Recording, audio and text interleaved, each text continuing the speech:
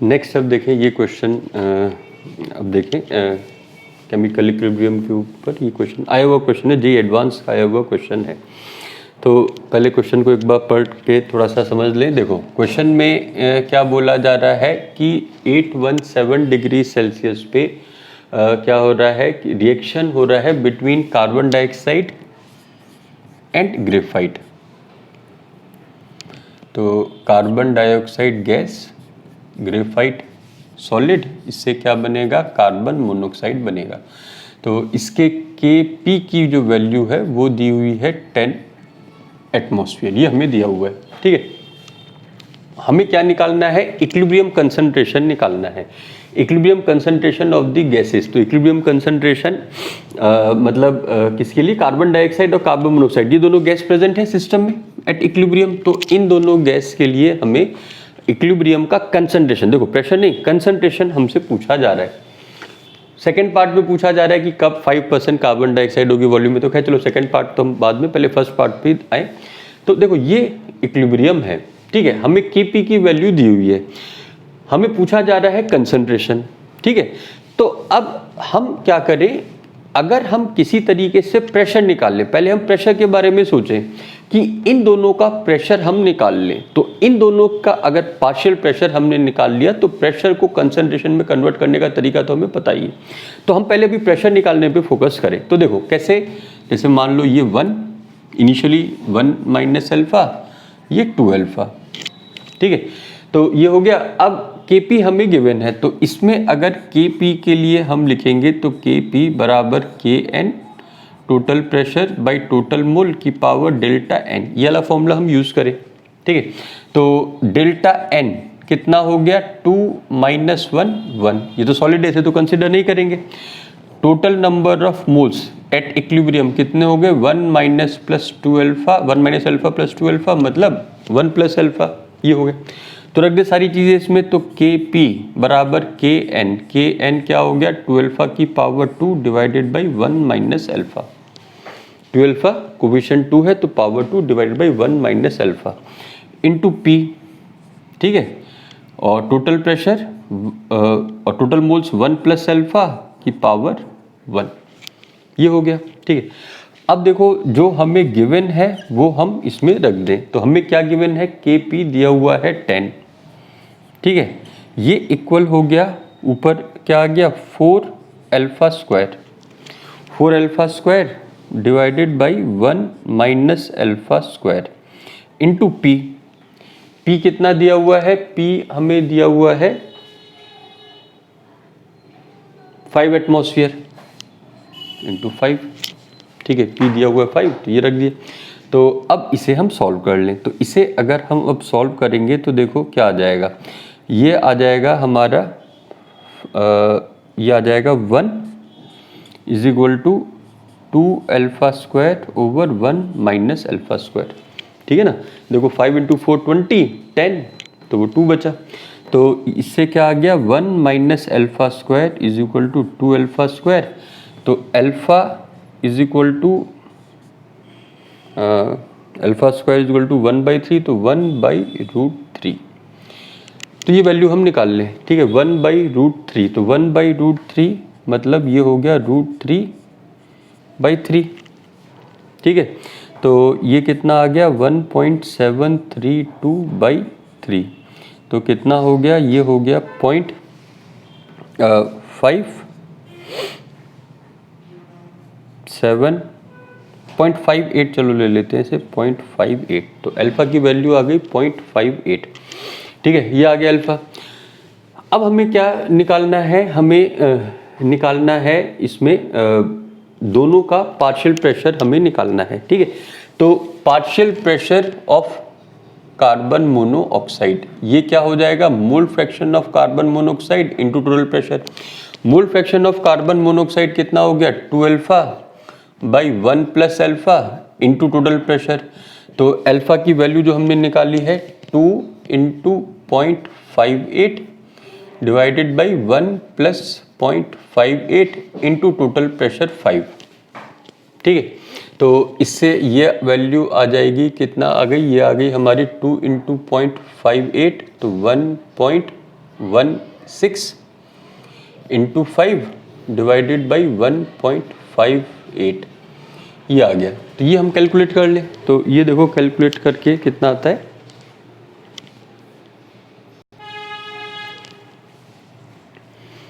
ठीक है, ये पूरा कैलकुलेशन करेंगे तो ये आ जाएगा हमारा 3.67 के अराउंड ये आ जाएगा एटमॉस्फेयर।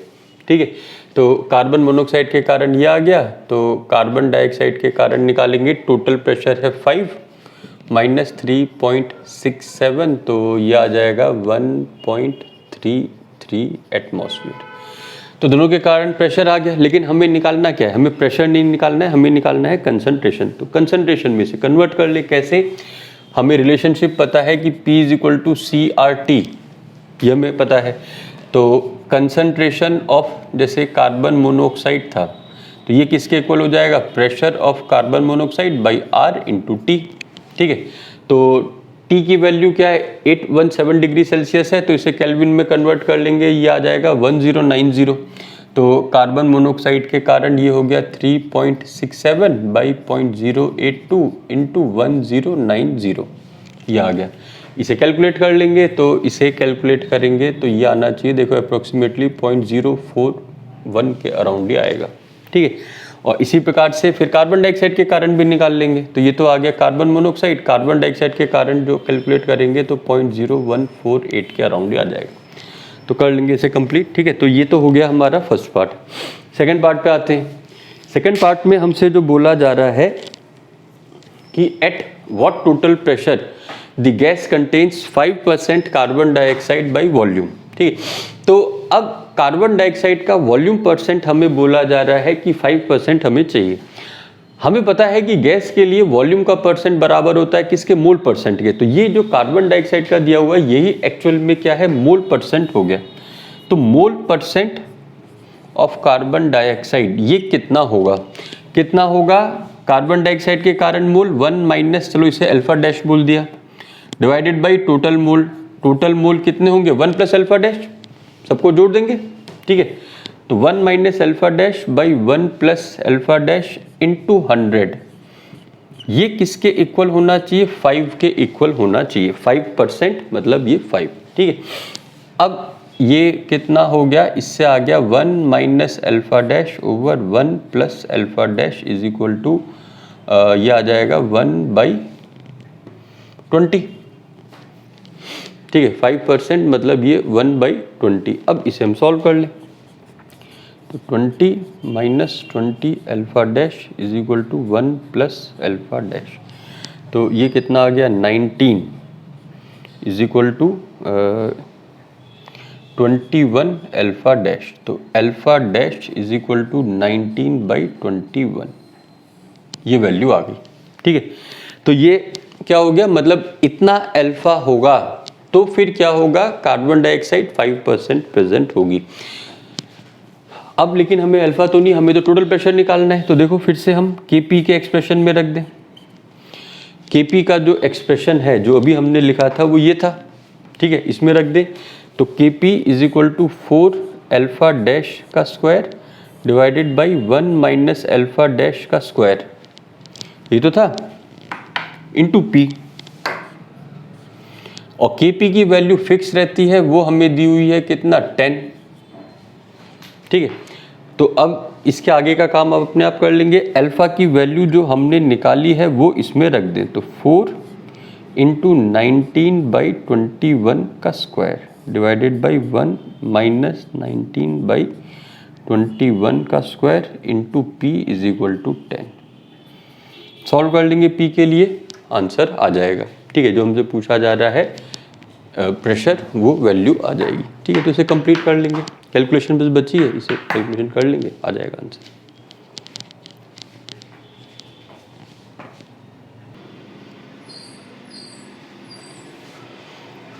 नेक्स्ट अब देखें ये क्वेश्चन जेईई मेन 2019 का आया हुआ क्वेश्चन है। तो एक बार क्वेश्चन को ट्राई करें, जरा वीडियो को पॉज करके क्वेश्चन को ट्राई करें तो देखें, समझे इसमें।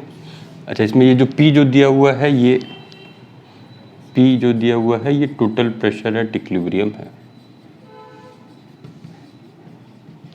ठीक है, तो देखें कैसे हम कर सकते हैं। हमें एक ये इक्विलिब्रियम का इक्विलिब्रियम कांस्टेंट दिया हुआ है, ठीक है, तो ये इक्विलिब्रियम है और इसका इक्विलिब्रियम कांस्टेंट हमें गिवन है, कितना है, Kp, ये हमें गिवन है, ठीक है। अब क्या बोला जा रहा है, देखो क्वेश्चन में ये तो रिएक्शन दे दिया गया, अब आगे कुछ और चीज बोली जा रही है। If pure ammonia is left to dissociate, मतलब अब अमोनिया से हमने शुरू किया, ठीक है, मतलब अमोनिया से शुरू किया, तो अमोनिया से शुरू करेंगे मतलब रिएक्शन जो है वो इस डायरेक्शन में जाएगा। If pure ammonia is left to dissociate then partial pressure of ammonia at equilibrium will be given by, मतलब पार्शियल प्रेशर जो अमोनिया का इक्विलिब्रियम पे कितना होगा ये हमें बताना है। हमें एक कंडीशन दी हुई है कि जो हम ये एज्यूम कर सकते हैं कि जो टोटल प्रेशर होगा इक्विलिब्रियम पे वो अमोनिया के कंपैरिजन में बहुत कम होगा, ठीक है। तो अब देखो कैसे कर सकते हैं।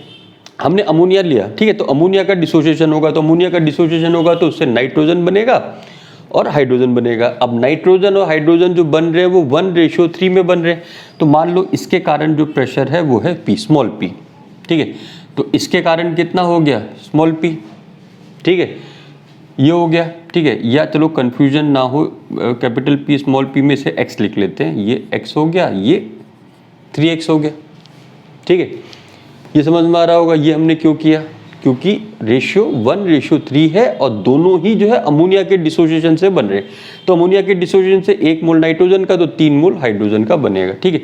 कुछ अमोनिया बच गया तो अमोनिया के कारण प्रेशर हमने लिख लिया सीधे सीधे PNH3, ठीक है। ये क्यों लिखा, क्योंकि क्वेश्चन में एक जो कंडीशन हमें दी हुई है ये वाली, इसका यूज करने के लिए, ठीक है। तो अब देखो क्या है, total pressure at equilibrium, total pressure at equilibrium क्या हो गया, nitrogen plus hydrogen plus ammonia. ये बात सबको समझ में आ रही है कि टोटल प्रेशर क्या होगा, nitrogen plus hydrogen plus ammonia, ठीक है। तो इसको हम ऐसे लिख सकते हैं कि P total minus P ammonia, ये इक्वल हो गया P nitrogen plus P hydrogen, ठीक है, ये हमने लिख लिया। अब इस तरीके से हमने क्यों लिखा, हम ये वाली कंडीशन का यूज करना चाहते हैं, ठीक है। हमें क्या बोला जा रहा है क्वेश्चन में कि PNH3 is much smaller than total pressure, ठीक है। तो अगर ऐसा है तो P total minus P ammonia, इसे हम क्या लिख सकते हैं, P टोटल लिख सकते हैं। ये बात सबको समझ में आनी चाहिए भाई, P total minus P ammonia को हम P टोटल लिख सकते हैं, क्यों, क्योंकि ये वैल्यू इसके कंपैरिजन में निग्लिजिबल हमें क्वेश्चन में दी हुई है, ठीक है। तो ये क्या हो गया, अच्छा P टोटल हमें दिया हुआ है P, तो P इज इक्वल टू, इसको हमने P total minus P ammonia को हमने P लिख लिया। नाइट्रोजन के कारण प्रेशर है x, हाइड्रोजन के कारण है 3x, तो 4x, तो total pressure is equal to 4x, ये आ गया, ठीक है।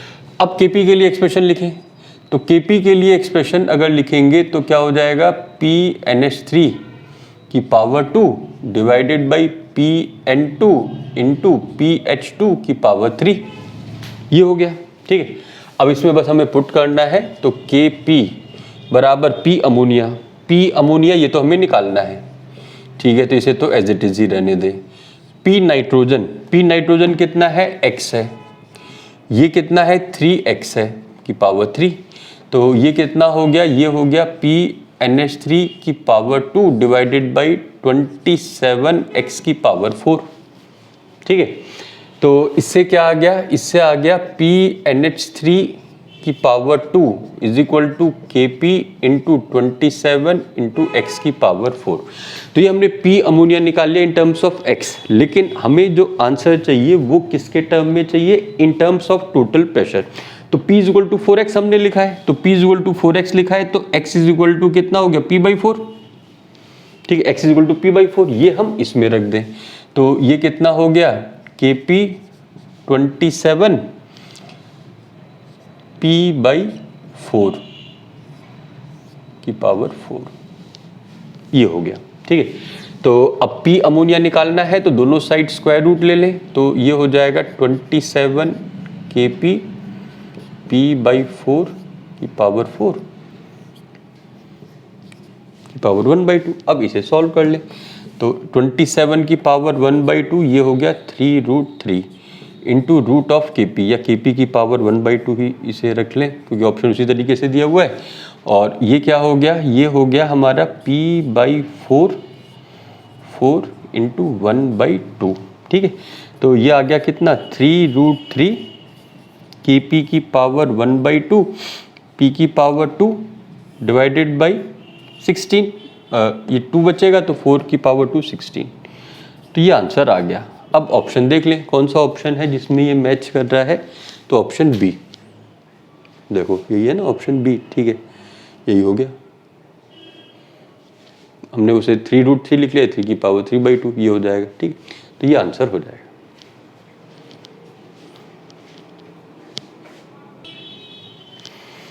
नेक्स्ट अब देखें ये क्वेश्चन, ये भी जेईई मेन 2019 का आया हुआ क्वेश्चन है, ये 2019 जेईई मेन का आया हुआ क्वेश्चन है। तो पहले तो एक बार ट्राई कर लें इसे अपने आप, सिंपल है ये तो जाना चाहिए। देखो समझते हैं इसे, तो जैसे अमोनियम हाइड्रोजन सल्फाइड ये हमें दिया हुआ है, सॉलिड है, ठीक है, और ये बोला जा रहा है ये अमोनिया और H2S इसमें डिकम्पोज होगा, ठीक है, तो ये इसका डिकम्पोजिशन हो रहा है। हमें क्या करना है, कुछ डाटा दिया हुआ है और हमें इसका Kp की वैल्यू कैलकुलेट करने को बोला जा रहा है। तो देखो कैसे हम कर सकते हैं, तो पहले तो हमें इसका मास दिया हुआ है, तो इसके मोल्स हम निकाल लें, ठीक है। तो moles of ammonium hydrogen sulphide कितना हो जाएगा, मास दिया हुआ है 5.1, इसका मोलर मास निकालेंगे, यह आ जाएगा 51, तो 0.1, तो 0.1 मोल इसके हो गए, ठीक है। अब ये क्या बोला जा रहा है कि 30% ये डिकम्पोज हो रहा है, तो 30% मतलब ये बचा 0.1 इंटू 1 माइनस 0.3, अल्फा की वैल्यू 0.3 हो गई, 30% मतलब अल्फा इज इक्वल टू 0.3, तो 0.1 इंटू 1 माइनस 0.3, ये हो गया कितना 0.1 इंटू 0.3, ये कितना हो गया 0.1 इंटू 0.3, ठीक है। तो ये आ गया जो अमोनिया और H2S जो बने हैं उनके मोल्स आ गए, ठीक है। हमें क्या निकालना है, हमें Kp की वैल्यू निकालनी है, ठीक है। तो Kp की वैल्यू निकालने के लिए देखो अलग अलग तरीके हो सकते हैं। यहाँ पे क्या तरीका हम यूज कर सकते हैं, एक तरीका तो ये हो सकता है कि हमें प्रेशर नहीं दिया हुआ है, ठीक है। एक तरीका तो ये हो सकता है कि हम क्या करें, Kc निकाल लें, Kc निकालें, फिर Kp बराबर Kc RT की पावर डेल्टा n का यूज़ करके हम कैलकुलेट कर लें, क्योंकि हमें वॉल्यूम दी हुई है, ठीक है। दूसरा तरीका क्या हो सकता है कि हमें पता है इसके लिए Kp बराबर क्या होता है p²/4, इस टाइप के इक्विलिब्रियम के लिए Kp बराबर p²/4 होता है, तो हम p की वैल्यू निकाल लें, उससे भी क्वेश्चन हो जाएगा। अब P की वैल्यू कैसे निकालेंगे, तो P की वैल्यू कैसे निकालेंगे, देखोगे PV is equal to nRT, ये क्वेश्चन होती है, तो ये क्वेश्चन होती है, इसमें पुट कर दें तो P इक्विलिब्रियम के लिए पुट कर दें तो P वॉल्यूम है 3, N कितना है, देखो N कितना है, दोनों का सम, भाई इसके मोल्स कितने हुए 0.03, इसके मोल्स कितने हुए 0.03, तो टोटल मोल्स कितने हो गए 0.06, तो 0.06 इंटू 0.082, टेम्परेचर दिया हुआ है 327 डिग्री सेल्सियस मतलब 600 केल्विन, ये हो गया। तो इसको सॉल्व कर लेंगे तो P की वैल्यू आ गई 0.06 इंटू 0.082 इंटू 600/3, तो P की वैल्यू आ गई, इसमें पुट कर देंगे तो p²/4, ठीक है, तो इसकी वैल्यू आ जाएगी, तो Kp की वैल्यू आ जाएगी। तो कंप्लीट कर लेंगे। देखो ये तो रिलेटिवली सिंपल क्वेश्चन है, इसमें कोई ऐसी बात नहीं है, कोई खास बात। दूसरा तरीका क्या हो सकता है, चलो दूसरा मेथड भी इसमें देख लें। दूसरा मेथड इसमें क्या हो सकता था कि हम पहले Kc की वैल्यू निकाल लें, ठीक है। Kc की वैल्यू हम निकाल सकते हैं कैसे, क्योंकि दोनों के मोल्स हमें पता है, तो Kc की वैल्यू क्या आ जाएगी 0.03 इंटू 0.03, 1 बाई वॉल्यूम है 3 की पावर 2, हमने क्या किया Kc बराबर Kn 1/v की पावर डेल्टा n, ये यूज कर लिया, तो इससे Kc की वैल्यू आ गई, और फिर Kp निकालने के लिए ये यूज कर ले Kc RT की पावर डेल्टा n। जैसे करना चाहें, दोनों में एक ही जैसे कैलकुलेशन है, कोई खास अंतर नहीं है कैलकुलेशन में, जो तरीका यूज करना चाहें वो कर सकते हैं। तो इसका आंसर आ जाएगा। आंसर देखो इसका चेक कर लेना, शायद बी आता है इसका, ठीक है, वो चेक कर लेना क्या आता है, शायद बी आएगा।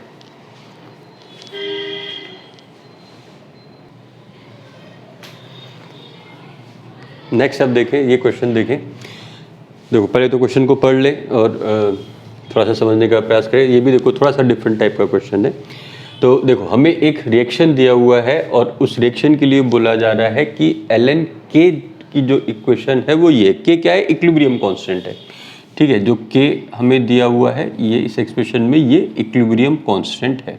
ठीक, और a b और c ये तीनों कांस्टेंट है, तीनों की वैल्यू हमें गिवन है। ठीक है, हमें क्या निकालना है, डेल्टा h और डेल्टा s इनकी वैल्यू निकालनी है। मतलब रिएक्शन के लिए एंथैल्पी चेंज और एंट्रोपी चेंज ये हमें निकालना है। ठीक है, तो देखो कैसे कर सकते हैं, कैसे कर सकते हैं, देखिए इसे समझें। तो पहले तो देखो हम क्वेश्चन को प्रोसीड कैसे करें। ठीक है, कैसे इसमें प्रोसीड करें, अभी तो ये नहीं समझ में आ रहा है।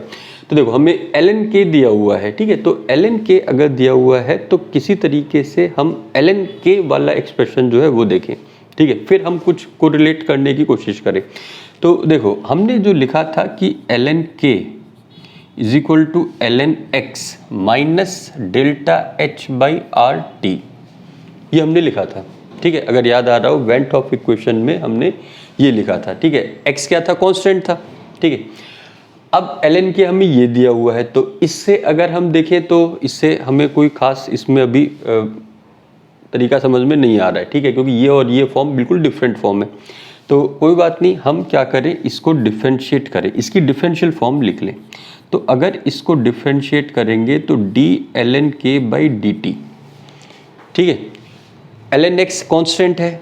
ठीक है, क्योंकि x कांस्टेंट है तो ln x भी कांस्टेंट हो गया, तो ये कांस्टेंट, इसका डिफरेंशिएशन 0।